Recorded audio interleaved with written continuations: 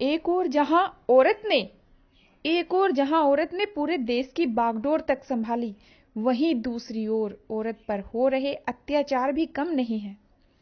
कहीं दहेज के लिए, कहीं शारीरिक चोट और कई तरह से प्रताड़ित किया जाए, और वही लोग ये कारनामे करते हैं जिनको जन्म देने वाली मां भी एक औरत है।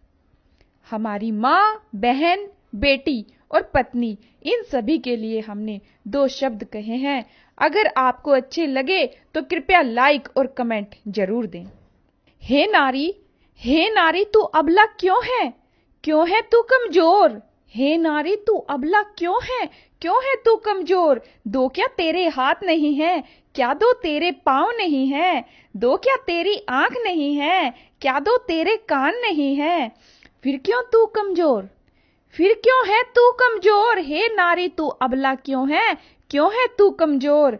क्यों है तू दीन बन जाती? क्यों है तू दीन बन जाती? क्यों स्वयं को कमजोर दिखाती? क्यों है तू शोषण करवाती, बन जाती लाचार? हे नारी तू अबला क्यों है तू कमजोर?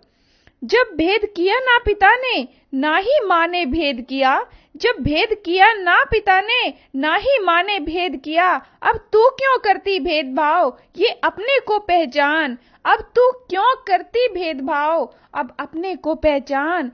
हे नारी तू अबला क्यों है तू कमजोर?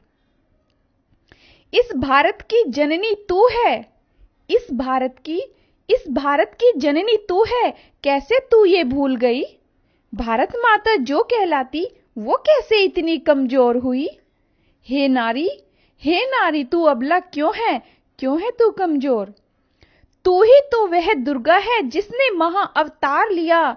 तू ही तो वह दुर्गा है जिसने महा अवतार लिया। तू ही तो वह आदि शक्ति है जिसने पापों का नाश किया। हे नारी तू अबला क्यों है तू कमजोर? युग परिवर्तन हो चला है, युग परिवर्तन हो चला है, तू भी प्रचंड ज्वाला बन। युग परिवर्तन हो चला है, तू भी प्रचंड ज्वाला बन। शोषण करने वालों को अब तू कर दे यहीं भस्म। हे नारी तू अबला क्यों है तू कमजोर?